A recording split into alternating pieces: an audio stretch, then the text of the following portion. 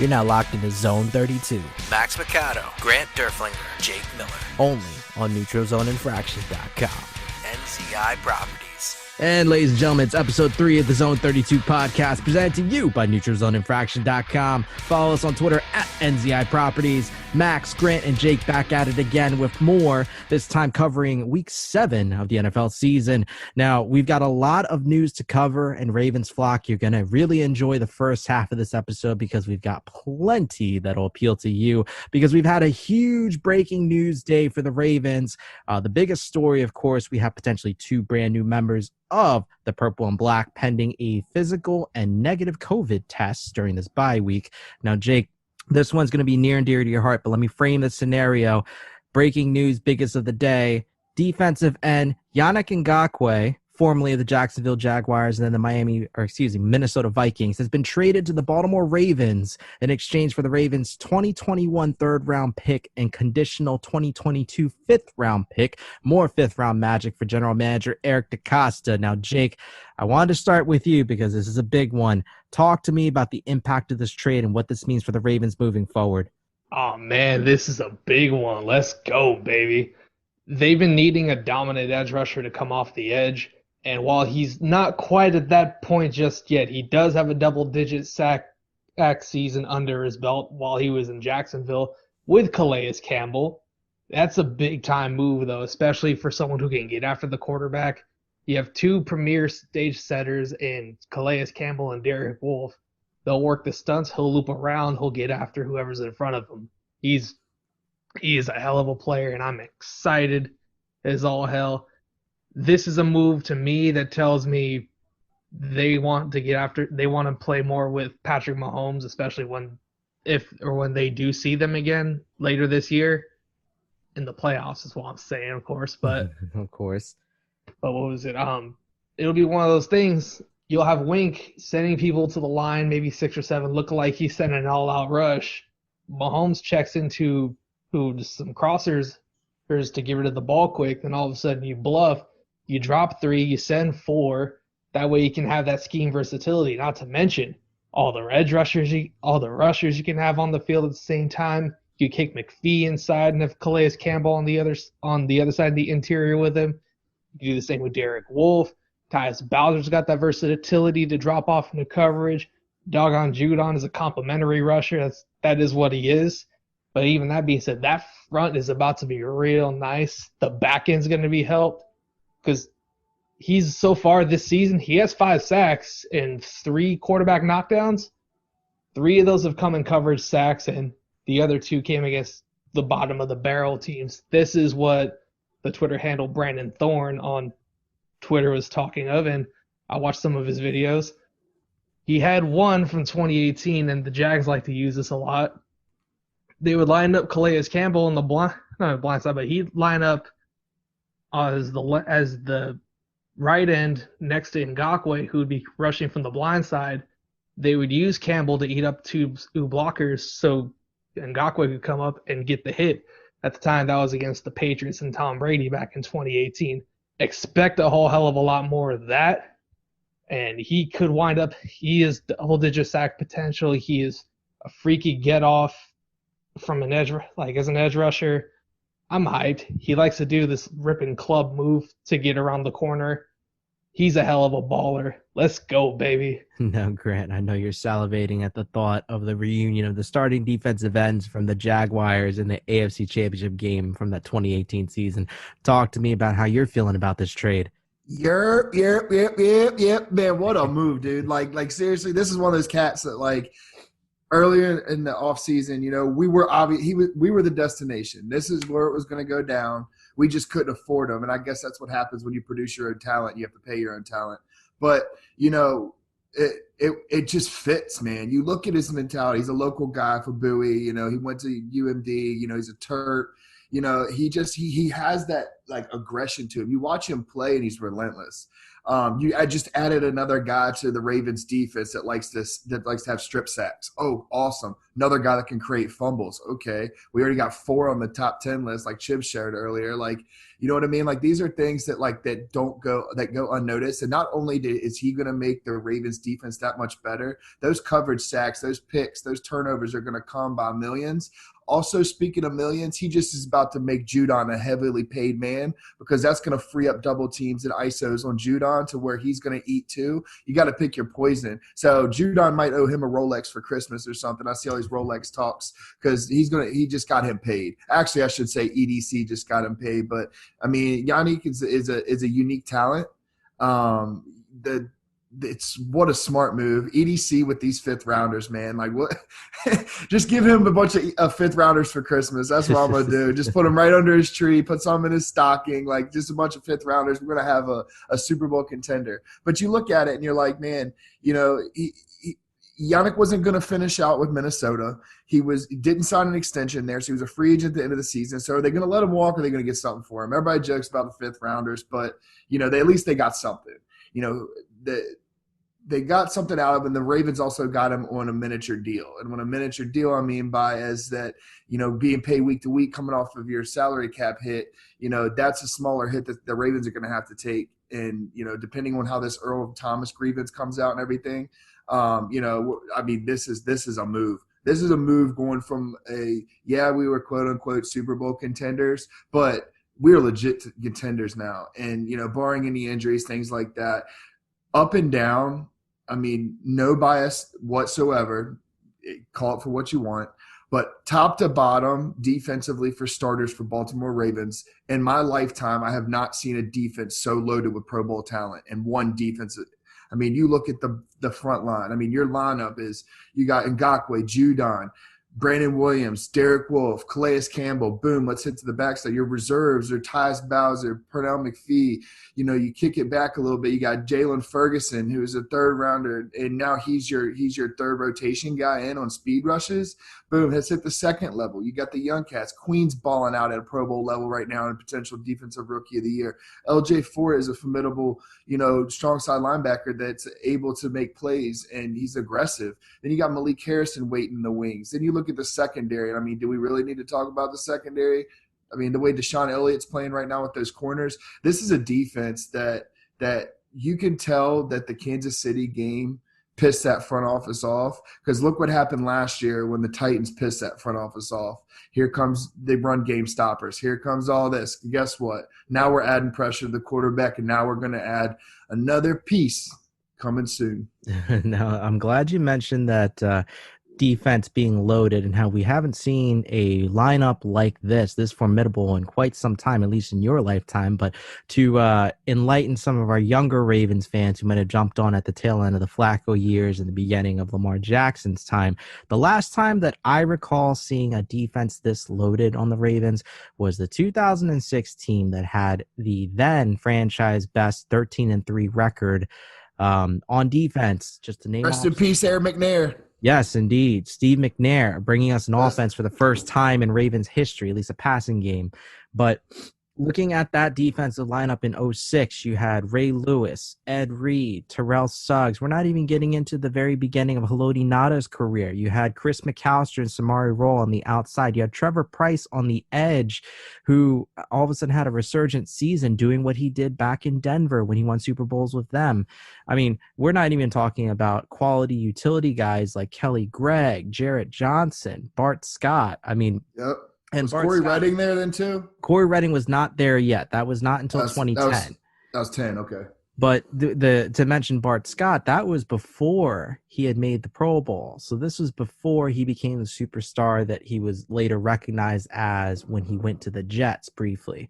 So again, this is an entirely different look here, because you've got a lot more young up-and-comers in this unit than you did in 06. And for it to be that dangerous, and this isn't even the number 1 ranked defense yet, with how dominant they've been, though, against some quality offenses. I mean, this is shaping up to be a very, very optimistic for us, scary for everyone else prospect moving forward. Now, Grant, stay with me here. You're going to want to take a sip of water. You want to get your throat muscles relaxed because this next bit of news was one of probably your highlight, even over in Ngakwe in a way. Your boy, Dez Bryant, who's been out of football since the end of 2017, will sign with the Baltimore Ravens to their practice squad pending a physical and his second workout and a negative COVID test, and is looking very likely that he will be adding depth to a wide receiver core that has been much maligned this season. Now, Grant, I'm going to let you take it away. Talk to me about this potential move here. Bro, Dez is coming. No, this is the thing though. Like, all jokes aside, like I've been a fan of Dez since he was in college, and the thing is with that dude is he should have been a Raven from the jump. We got screwed because the Patriots, a bunch of jerk-offs, decided to trade with the Cowboys one spot in front of us because they knew we were taking Dez because, yeah, we know how that story went. But, this is a dude that's just a gamer. I mean, he would, his earlier years, everybody knows how he was, the immaturity, the things on the side. This is not the same Dez Bryant. I actively and avidly follow him on Twitter all the time and look at everything that, interact with him. Sometimes, I mean, he don't interact back, but you know what I'm saying. But it's just like the dude is hungry. So not only is he hungry, he's now humble. And the most dangerous thing that you can get within a player with an aggressive mentality is humble them with hunger. And he has been out of that game. He had an injury derail him. He's had plenty of time to come back from that. I don't know if you've been watching his Twitter videos of where he's going doing one-on-ones with DBs on fields and stuff. His routes look crisp. He's making snags, one-handed, doesn't matter. Yeah, there's not a defense really on him. He's not in contact or whatever. But people act like he's, 37, 38 years old. He's 31. And he's at the point now where we have such a young locker room, and being in that offensive meeting room with, Lamar and, now with Mark Ingram, which I think those two are going to be like elite leaders in the offensive locker room because of their mentalities and the way they kind of, people follow. And I think he's going to be such a valuable asset to our young receiving core, not only on the field, but off the field. He's going to show them that work ethic. He's going to show them everything he did wrong and everything that he would have changed. I mean, he was at the top of the game. In my opinion, during his time there for a few years in Dallas, I mean, I thought he was all around the number one receiver in the league. You see his highlight catches, his long runs, his Mawson movements. And by the way, it was a catch in Green Bay, and it's disgusting that it's not considered a catch and embarrassing. And all that's going to take me back to is the fact that the Chiefs, the Seahawks, the freaking Packers, they all get every single break and call that goes their way that could end and change a game. But that's beside the point. Let me get back on track with Mr. Dez here. But he's going to be that guy in the locker room these players can kind of gravitate to. And he's going to kind of show them the way, essentially. And I think it's going to be just as good for him as it is going to be for the younger receivers in that receiving core. Not to mention that, your average football fan doesn't really know, but his outside blocking is insane. As a wide receiver, when you get on the edge and you're a running team, you got a big physical receiver that's going to pancake somebody. That dude's run blocking is off the chain. And he takes pride in it. And you don't see that out of diva receivers and stuff like that. And he only got called a diva receiver because of the antics with like being frustrated on the sidelines. Listen, man, you could have put a video camera on me in high school and college, and I was not the one that handled things very well. So like at the end of the day, it's like, take that with a grain of salt. I'm super excited about it. Yeah, he's on the practice squad right now, but I think that's just a holdover so they find out what type of roster move they want to make or who to demote, who to, release, whatever it may be. This is just a configuration time because we have a bye week coming up, so there's no hurry. But I have a good feeling about it. I think he's in good spirits. The fact that we're bringing him in a second time with all these other trade opportunities around, the AB talks are there. To bring a guy in a second time, that's like, hey, bro, run a route real quick. Oh, cool, you caught it. Welcome to the team. But I'm excited. I think Lamar should be excited. I think the receiving room should be excited. And I think that we got a valuable asset that we're going to see show up in the playoffs. Now, before I get to you, Jake, I want to point out, I'm glad you mentioned the whole diva behavior thing. I think part of that was enabled by Jerry Jones, because in Jerry world, you can do whatever the hell you want. But it's not the 90s. It's not Aikman, Irvin, and Smith. It's not that. And I think Jerry is so desperately trying to capture, the glory days again, that he will allow just about anything behaviorally. But you talk about divas, you can accept diva behavior to a certain extent. I mean, look at Marcus Peters. He is a lot of Chiefs fans, and I believe, Rams fans, they hated him towards the end of his run there because of his attitude, and they tried to dismiss it. But honestly, no one cares what your attitude is as long as you are winning and you're playing well. Winning cures everything. Yeah. He's a So, competitor. I mean, that's exactly. it. He's a competitor. And the thing with Jerry Jones, like you said, is, he's so used to having guys snort Coke off of Gatorade bottles that, like, he doesn't, it's just that whole thing's just a mess down there. Now, Jake, going back to you, I want you to try to take us back down to earth if you have to. But looking at this smooth, I know in any other year this would seem strange to put Des Bryant on the practice squad rather than the active roster. However, COVID's made things different. So take us back down to earth, Jake, if you have to, or hype us up if you want. What do you think this move represents for the Ravens receiving core? It's a low risk, high reward move for a guy who's been out of football for 3 years and badly wants back in and to win games. To me, if it doesn't work out, you can cut your losses, no harm, no foul. If it works out, you have someone who can catch the 50-50 balls. You have another red zone target to take away some attention from Mark Andrews. You have a potential mentor for someone like Miles Boykin because the man badly needs one. Like, Des Bryant, in his heyday, was a hell of a player. Towards the end of his career, he started losing that speed and athleticism and didn't have the savvy route running that would have saved him early in the career. That being said, I've seen some of his workout videos. He's been running more digs, running more post routes. He's been running more than just the streak, the slant, and the in route, the 5-yard curl. So, I mean, he's expanded the route tree just by working on his own. And that's something he wanted to do. That's a big reason why he turned down the 3-year deal that the Ravens offered him back in 2018. So this was a move in the making. I like it. I'm perfectly fine with it.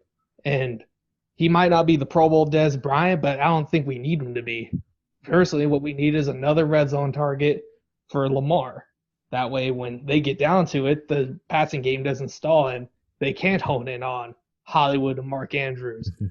You have another target to go to. I agree, and I'm glad you said that Lamar needs another red zone target, because we're going to segue to this next point. Now, Twitter, being the official word on all things, not really, has been rumbling and speculating about whether or not there's another move that Eric DeCosta is going to make during this bye week. Now, if I am a betting man, which I am not, because if I were, I'd be eating us out of house and home. But do we think that there is going to be a third move, guys? And more importantly, why is it going to be wide receiver or offensive lineman? Grant, let me start with you. I mean, it could really go either way, to be honest with you. Depending on this whole Des thing kind of throws me for a loop on the wide receiver deal. But I'm still holding out that, I mean, my two number ones right now are Michael Gallup and Mike Williams. Those two just fit exactly what we need right now and are kind of in the same structure as a receiver as a Des Bryant. That big physical guy is going to make those contested catches, good body control, those types of things. And my other one, not necessarily maybe offensive line, because, I mean, offensive line is such a tricky thing because it takes time to gel. And we've had a carousel across the left guard, center, and right guard positions all season. Last year, I mean, it took 5 to 6 weeks to even, really get that offensive line gelling, and that's when we really took off. But, I think it's a lot of things. I don't think it's just on the line as suspect as that interior offensive line has been. I think it's a lot of, predictable play calling. I think it's a lot of just execution stuff, just, things that just need to be tightened up. But this one's for Chibs because I've been on it myself. But Desmond King is one that I want another option that I would love to see come in. That dude as a nickel, Lord have mercy. You want to talk about somebody that could change the defense even more. with Tavon Young's industry, holy hell, injury. That's somebody that could really, like be a huge part. And then my third wild card, which it would never happen because it's interdivision, but give me David Njoku. You want to talk about a tight end that would fit this offense and give problems and double tight end sets with Mark Andrews? Who are you going to cover on the inside? No linebacker in the NFL or safety could cover both of those tight ends in those double sets. So, those are my three, my wishful thinkings. Well, I guess 1A, 1B, then 2 and 3. So, Gallup, Mike Williams, Desmond King, and David Njoku. No, Njoku, that's an interesting name, interesting pick, because, now that I think about it, you've sold me on the idea, because as deceptively good as a receiver as Nick Boyle can be, and as good as Mark Andrews is when he doesn't have a case of the yips, a 3 tight end set, even with Ricard as the H-back, a traditional 3 tight end set really does fit more with what the Ravens were doing last season. And I would like to see a return to that just for the unpredictability. Now, Jake, moving on to you, what do you think this possible third move is going to be? And no, it doesn't have to be receiver or O-line. That's wishful thinking on my end. But what are your thoughts? I mean, you guys hit those points already. I don't see teams willing to give up quality offensive line. We have a deficiency of talent in the NFL as far as pass blocking left tackles and right tackles go.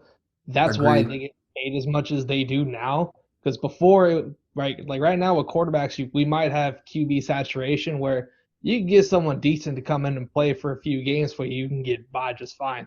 They might not be a franchise guy, but they're still good.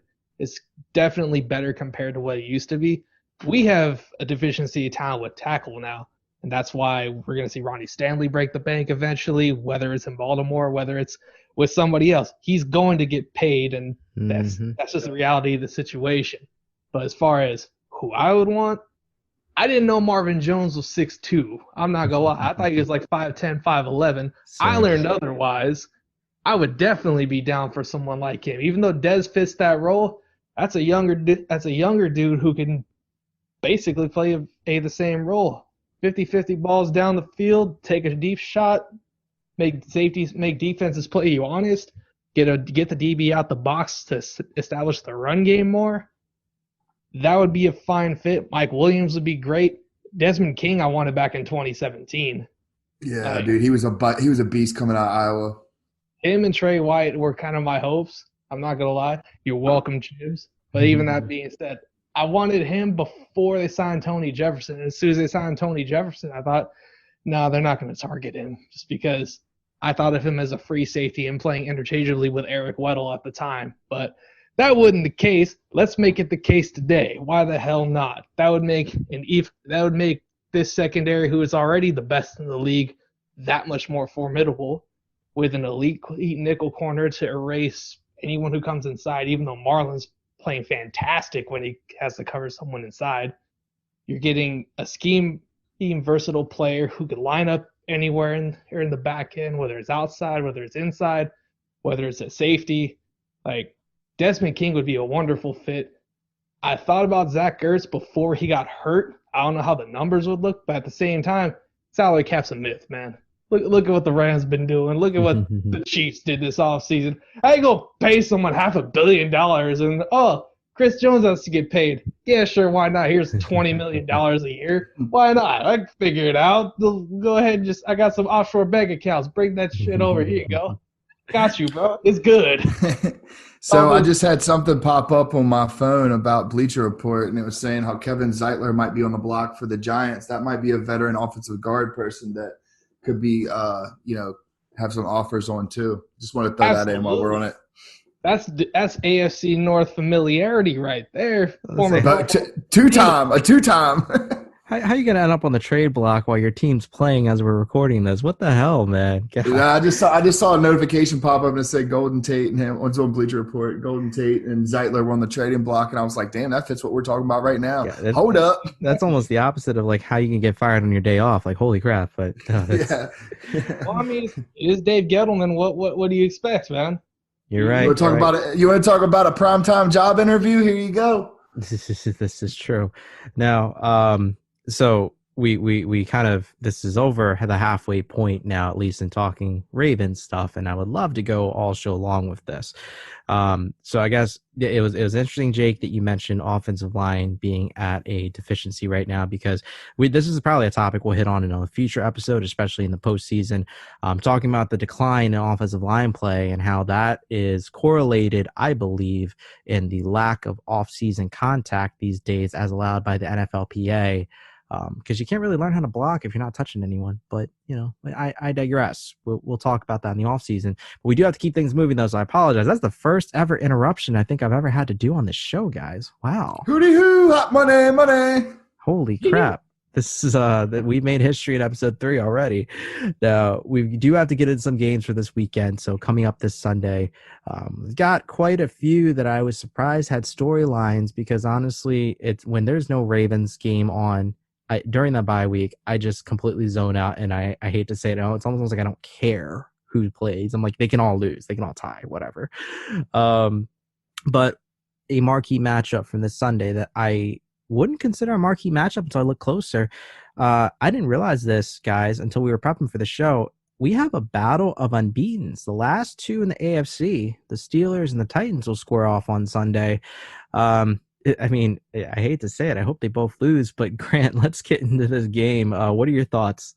I mean, this is going to be a good matchup. You look at both teams, same kind of mentality, both physical. They're going to try to control the line of scrimmage on you, hopefully to hold the game in control defensively. I completely ate crow last week on the Steelers. Yeah, you did.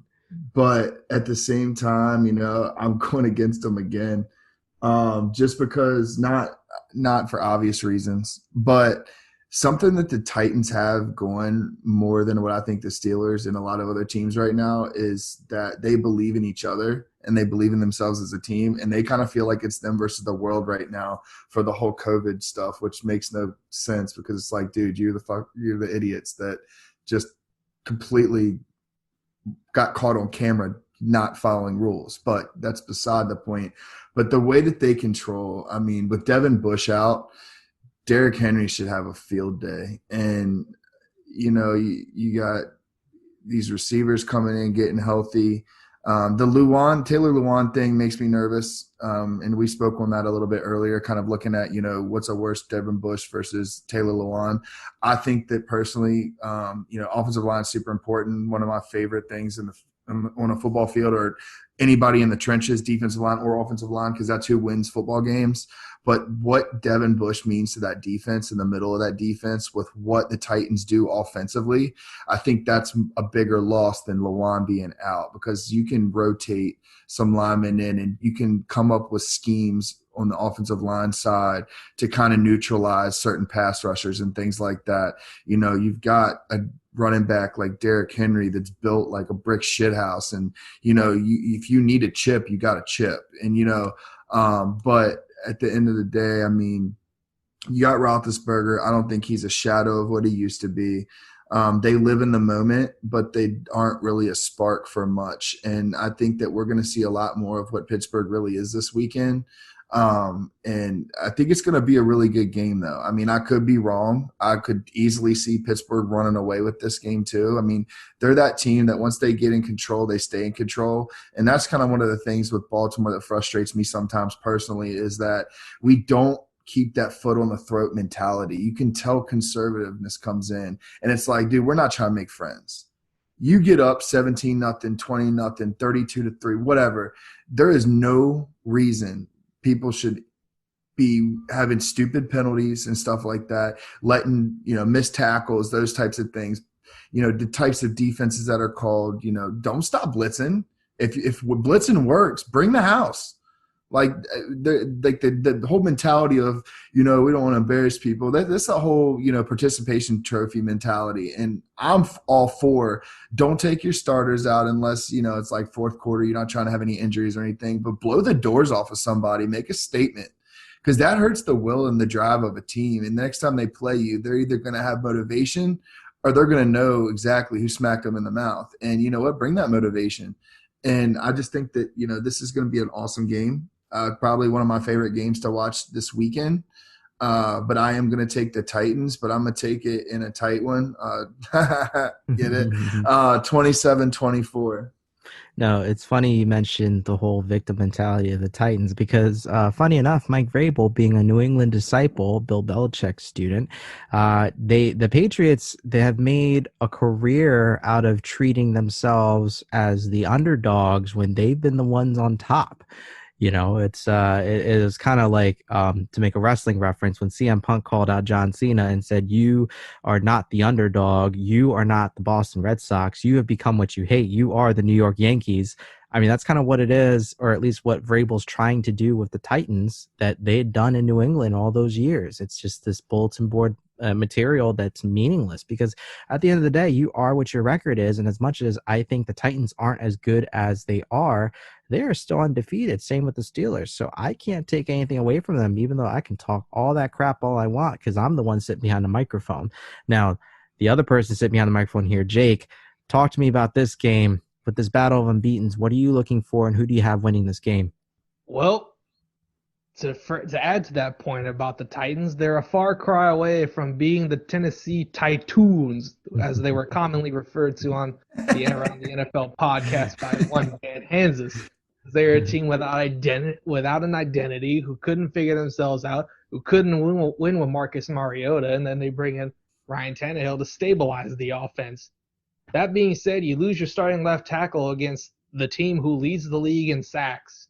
With Bud Dupree coming off the edge with his kind of quickness, he's transitioned into a very good player rushing from the blind side. So all things considered, the Devin Bush injury hurts bad, but I'm rolling with the Steelers. I'm picking the Steelers to win this game. The Titans' favorite play to run as far with the running game is the outside zone. They ran that to death against the Ravens because the outside backer opposite Judon could not set the edge in the run game. We saw that last year against the Niners, saw that against the Browns. Then we wound up seeing that to devastating fashion against the Titans. This week you have two very good outside linebackers who can set the edge in the run game and can stop the zone stretch. So when you're getting used to 5-yard carries on first down, you're getting to 2nd and 5. I don't think that'll be the case, even with with losing Bush in the linebacker core. Regardless, Vince Williams is a thumper. He'll come up and hit you at least. He might not be able to cover Jonnu Smith, but most likely Terrell Edmonds will see him. They might struggle covering Ferkser, but that's honestly about it. I got the Steelers winning this game 23-13. No, we also have breaking news as well. Max McCallum just canceled Jake Miller's hot take house. So, Jake, best wishes, best of luck with your endeavors. Don't worry, the Steelers are going to lose this season. That much I can tell you. They ain't winning this season. They're going undefeated this season. Don't worry about that. I will not pretend to be objective because I'm pretty sure I will pick against the Steelers every single week. So apologies to our Steelers listeners. No apologies. They know what they are. I'm just keeping it real, and it's the reality of the situation. You're a dirtbag piece of crap, but your team's pretty damn good. I will give them their due. I want the Titans to win. I'll tell you that, even though I don't like rooting for the Titans either, because there's some dirtbag pieces of crap in their own right. But all things considered. You know, I'm going to be ballsy here since we're not even keeping track. I'm just going to declare this one a tie. I think they both lose equally and win equally, and that'll be the end of that chapter. And hopefully we never have to talk about these two teams for the rest of the season, but we probably will. So actually we will next week because we're going to have to talk about the Ravens-Steelers game after the fact. So the only point I'm going to make about this game really is for rooting interest, we kind of want the Titans to beat the Steelers because as nice as it would be for our Ravens to be the first team to knock off the unbeaten Steelers, at the same time, for divisional rankings and all that good stuff, you want as much of an advantage as possible. If the Ravens beat the Steelers, that gives them their second loss of the season. Ravens being a one-loss team by default would be top of the division, even if their record is tied with the Browns. So I'm just saying, let's root for the Titans this weekend. God, I feel dirty. Anyways. You greaseball. I have a better one for you. Let's root for Kim Jong-un to drop a bomb over the stadium so both teams are gone. Look, Ah, it's all love. It is a friendly rivalry, but at the same time, my blood boils whenever I see the black and yellow and those terrible towels waving. So it's automatic. It's a reflex that just gets triggered. I could go on all night, but let's not. We still got more show to go. So For me, it's a respect hate. For me, it's a respect hate. The Patriots are a hate. So You know, take and it for what you the want. Steelers are a hate. That is what it is. and I think The this is a Patriots good. I don't care as much about. See, this is a good topic for us to dive into next week when we're previewing the Ravens Steelers game, because I think we could probably devote almost an entire episode to that game and how we might do that if it's that big of a game for us. But I think just as a therapy session / an entertaining listen, I think that's going to be for next week. So bottle up those thoughts. We're going to come back to that topic next week. In the meantime, next game up on the slate. Now, Jake, you brought this one up. This is what we're going to call the Gruden revenge game. John Gruden returns with the new Las Vegas Raiders to face his old team, the Tampa Bay Buccaneers. It'll be his first game against the Bucs since leading them to the Super Bowl in the 2002 season. Grant, I'll start with you. Your thoughts on this game? I think that I think it's kind of cool, the whole Gruden thing coming back full circle. Now, what's going to happen in the game? I have no idea. The which teams are going to show up? I mean, are the Buccaneers going to show up that came to the Packers, or who's going to show up? Raiders also beat the Chiefs, so obviously they can beat anybody in the NFL with that factor. I like the underdog in this one. There's something about the Las Vegas Raiders, and I don't know what it is. I don't know if it's Gruden, but it's like they're having fun. And when a team's having fun and they don't really have severe expectations or a lot of pressure on them from the media, the fans, like whoever, that's a dangerous team. And, they're in a tough division, so they have tough matchups week in and week out. So it's not like, the Buccaneers who, not saying that, NFC South is a cupcake division or anything, but, theoretically, they're traveling. The Raiders have a lot of confidence right now. They're only really one game back because of, the bye or whatever. But there's a lot of questions still for me with the Buccaneers. Everybody's on the Tom Brady train all over his nuts, saying, before the season, drove me nuts, pun intended, that, they were looking at them as a Super Bowl contender. Like, the guy, and I'll beat this in the ground, and I don't care what anybody says, he's a Hall of Famer. He's a great quarterback, but he's a system quarterback. Bill Belichick made Tom Brady, and I don't care who wants to argue it, but it's facts. I mean, look at any game that Tom Brady was out, and the Patriots either won or were in competition to win the game with no matter who they put under center. I'm pretty sure I fell asleep one time and woke up, and I took a snap. I ran for 3 yards and got hit, but I didn't fumble. But no, all jokes aside, like, there's just something about Tom Brady. I don't think he's there. Mike Evans, dude, I'm trying to trade him in fantasy harder than I've ever traded his soul. That dude's just nothing just looks smooth with them. Like, there's the connection with them does not look right. They need to bring back Fitzmagic. They really want to go somewhere. Let him come back with the chains out. Let him come back, have those stunner shades on. But no, this is going to be – I think this is going to be an okay game. I don't think it's going to be a close game. I think it's going to be, a 10-point differential either way. But it was kind of weird seeing Gronk come back. So, I want to see how he's going to build on that last game. Did that give him some confidence having that year off and everything? Rojo looked good. They need to keep the ball in his hands. I mean, they need to let the offense run through him because Tom Brady isn't the lead cat anymore like that. He's a game manager at this point, and he's not – he doesn't have the abilities that he has had before. It's just natural as we get older that things happen, reflexes, those types of things. But I think Rojo needs to be more involved in the offense. Leonard Fournette's back, but how are they going to use him? I wouldn't take a lot of the confidence from Rojo because you got your younger potential future star running back in him. You don't want to take that away from him. I mean, he's in his second or third season right now. So, second, I think. But, there's a lot of things. Godwin's back. They have pieces. They have those pieces they need, but just something about them just doesn't click. You watch them on the field and they just look uncomfortable.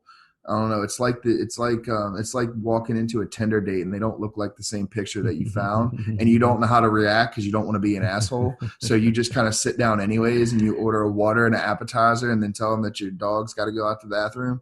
So it's kind of one of those things where they just don't look comfortable together, and the Raiders do. So I'm going to take that side of it. I could be wrong. Raiders could get blown out or whatever, but I'm going to take the side that has a lot going for them and a lot of team connectivity and just that gel point together.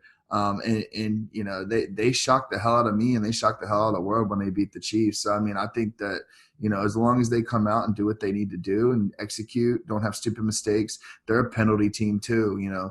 Don't do stupid things to beat yourself. And, whichever Derek Carr shows up.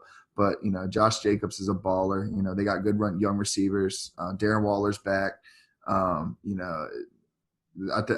to take the Raiders, but I'm going to take them on a smooth 31-23. Nice. Now, I'm glad you mentioned Fitzpatrick because this is your weekly reminder that Miami did Fitzpatrick dirty. He deserves better. So, Jake, moving on to you. Your thoughts on the Gruden revenge game? Raider Nation was good.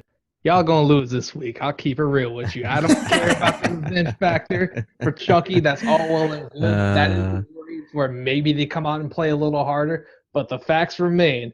Your right tackle, Trent Brown, has tested positive for COVID-19. The offensive linemen were all hanging around him without masks on and are all now on the reserve/COVID-19 list. We'll see if they get cleared by game time Sunday afternoon. Jonathan Abram is also on that list. And if you got a reserve offensive line who you would be playing in the reserves in the second string for your preseason game, going up against a front seven who's given up 2.7 yards per carry, that's a recipe for disaster, especially if you got to deal with blocking JPP, who's still very effective even in his elder years, and the leading sack man from last year, Shaquille Barrett. Devin White and Levante David are playing like the best inside linebacker tandem in the NFL. They are freakishly good. The back end's playing much better than I expected them to. I thought the Buccaneers back end was trash. I thought they were doo-doo butter. It turns out they're actually halfway decent and are able to play with a really good front seven. But even losing Vita Vea, they gave up nothing to the Packers on the ground.